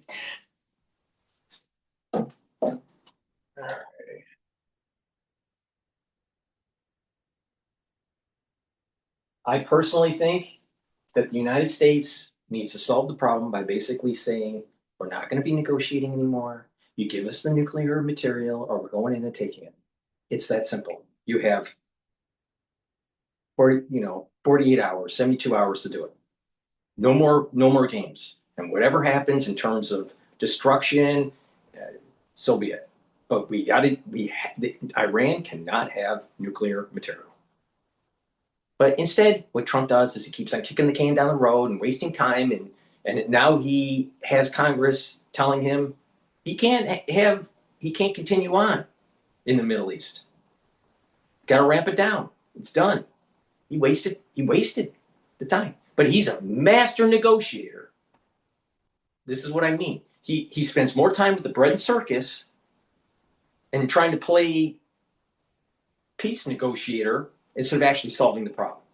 And because him kicking the can down the road and doing this long drawn out affair, it made the situation worse. The longer oil prices are high, the more permanent inflation will be baked into the economy. And that will be 100% Trump's fault. Please go to my store, the-studio-reykjavik.com. Get the collagen. This collagen is a month's supply. This will help with your skin, your nails, your hair, your musculature, your bone density, even your joint health. Take it every day. Again, this is a month's supply. Some people will only use about half a scoop, and therefore it'll be a 2-month supply. But one scoop a day is a month's supply. Now, you can take collagen every day separately or stack it with collagen. Now, collagen is really important for individuals that have arthritis and have a sports injury. And what collagen does is it helps to remodel the joint. It'll help to remodel the cartilage and the cushioning of the joint. Block pain gateways called NAV 1.7. It'll also inhibit EP4 to reduce inflammation. And it'll inhibit MMP3 and MMP13, which are enzymes that will erode the joint. So if you block them, you're reducing joint erosion. So by taking the collagen every day, you're actually remodeling the joint. Now you can take it separately, but I recommend stacking it with the collagen. Collagen has the ingredients to remodel. Collagen supercharges that remodeling. So that's how you can look at it. And another way to also improve joint health, especially if you have arthritis or a sports injury, is to do some exercises. If you have a joint, let's say a shoulder joint problem, you want to open it up or move it to a point where you have pain and go a little bit more, however it articulates for the pain, a little bit more than the pain level, right? Count to 20 seconds, then release. Rest, maybe a minute or so, and then do it again. Maybe do that 2 or 3 times a day, right? And when you do that every day, and taking the collagen and the collagen, what you're going to notice is that the joint is actually improving and you'll be able to open it up more before you get pain, up to the point where you'll be able to fully articulate. But it takes time. And the longer you've had this problem with the arthritis or the joint injury, the longer it'll take to remodel. So if you follow my advice, you're going to improve the joint health. Now, for temporary relief, I have a product called Super Strong Relief. You apply it on the area of pain. It's a topical. It works for bruises, muscle pain, tension headaches, sprains, and arthritis, and sports injuries. So please go to my store, the-studio-reykjavik.com, get the Super Strong Relief. And you can stack it. You can take the Super Strong Relief, take the collagen, and the collagen and the collagen, stack them all together. It's a great way to do those joint exercises I just mentioned to help improve your joint health. Now, if you have good articulation with your joints as you go into your geriatric years, guess what? You'll have more mobility. You'll have more vitality. So please go to my store, the-studio-reykjavik.com. Get the collagen, and the Super Strong Relief. Use discount 5 and you get $5 off any order. All right, what does General Keane have to say about the war? Honest saying no tangible progress is being made in the peace talks as Hezbollah rejects the Israel-Lebanon truce. But President Trump says he's hearing something very different. Why? I will tell you, they called us and they said, how about stopping? And I think you're going to see things happen over there. That's been like a little bit of a different world, but it's interconnected with Iran. And it would be really nice if Lebanon could have some peace. The president was referring to Hezbollah called him, but they don't want peace. Let's bring in 4-star General, Fox News senior strategic analyst and chairman of the Institute of Study of War, General Jack Keane. General, it looks like we're being the whole thing is stalled. Any of these peace talks. We're now in our 8th week. Where do you think of a ceasefire? It's supposed to be 2 weeks. Yeah. What's next? Well, first of all, let's just start with the fact that in close to 50 years, only one president has taken consequential action against Iran and their predator behavior in the region, and that's President Trump. Obviously, 5 weeks of epic fury and a naval blockade has devastated this regime militarily and economically. But they're down and they're not out. And the truth is, they suggested we go into this diplomatic mode because when they shut down the Straits of Hormuz, they said we can work out a deal and we'll open it up in 2 weeks. Well, here we are 8 weeks later, they never opened it up. And they keep kicking out the idea that we can make a deal. And I think we have to accept the reality that's just not going to happen. They have one motive in mind here: stretch out negotiations as much as possible, get as close to the political situation in terms of midterm elections, and there'll be less likelihood that President Trump would ever pull the trigger and go back to military operations. I believe that is their unstated strategy, their public strategy. Oh, we're going to make a deal. We're interested in making one. I think we have to accept that after 8 weeks, this is really not going to happen. And even if we did make a deal, we can't throw them a financial lifeline that'll help them to recover financially Because then they'll be systematically, in time, reverse everything that they signed on a dotted line saying they would do. And we know that because they've always cheated in the past and they'll cheat in the future. I think we've got to come to the reality that we have to return to military operations. When we stopped, we had about 2 weeks left. And the IDF and Central Command believes they have 10 to 14 days left to be able to finish offensive operations that were assigned to them. And now we actually have more targets. And the reason is because we've been monitoring them for 8 weeks. We have lots of intelligence. And obviously they've been recovering their military capability during these 8 weeks as well. But we've been monitoring it. So what I'm suggesting is if we go back to military operations, and I believe that's the preferred option, I think we should return to full combat operations. There's going to be suggestions we just do a limited operation or a small operation to kind of get their attention. And here's the caution. The caution is Iran's going to retaliate regardless of whether we go small or go big.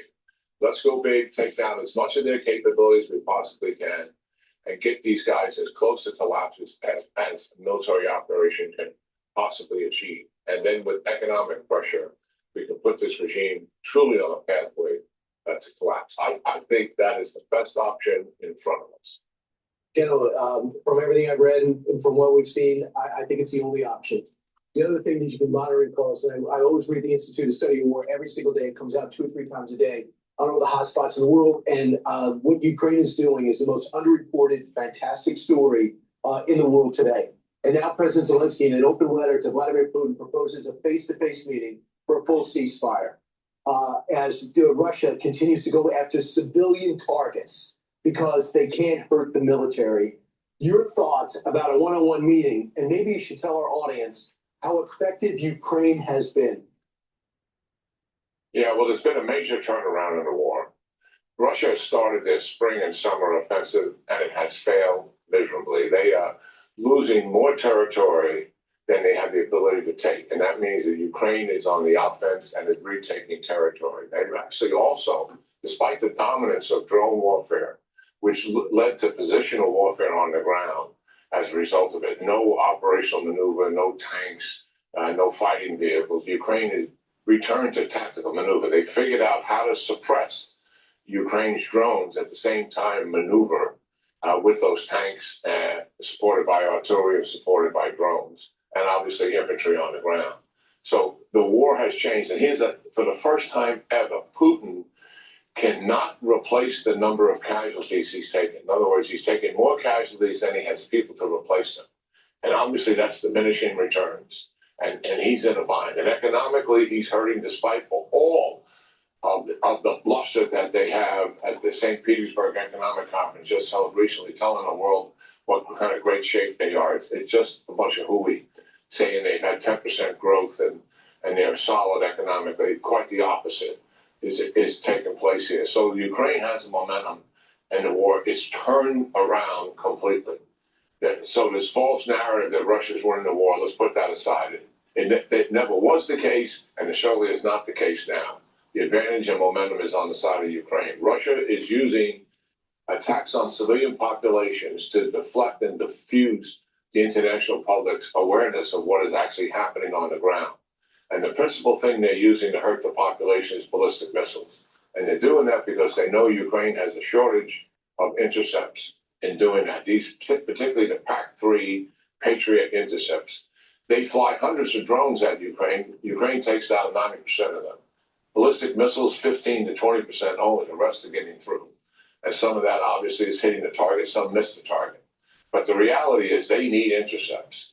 And what Ukraine is offering, give us the licensing rights to manufacture these PAC-3 intercepts ourselves. They've already made long-range missiles, offensive missiles. They want to build defensive missiles. So we don't need Raytheon or Lockheed Martin to build them for them. They can do it themselves. Just give them the licensing rights.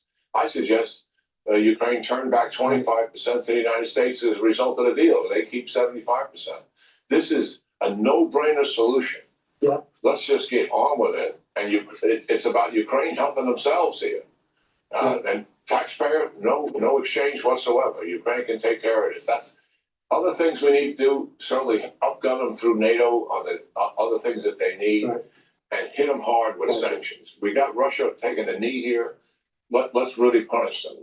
I hear you. General Jack Keane, give them the licenses and let them win. They are the good guys in this, and Putin is losing. He's losing support amongst his own elites too. General Jack Keane, thanks so much. Be sure to like and subscribe for all the Fox News. Please go to my store, the-studio-reykjavik.com. Get the structural nanosilver gel either in the tube form or in the quick dispenser. They're dual purpose. If you have a cut, an abrasion, or a minor burn, put the gel on the lesion. It'll help to heal it quicker. In addition, you can use it as a daily skincare. Put it on your skin at night. It's a great way to improve the topical health of your skin.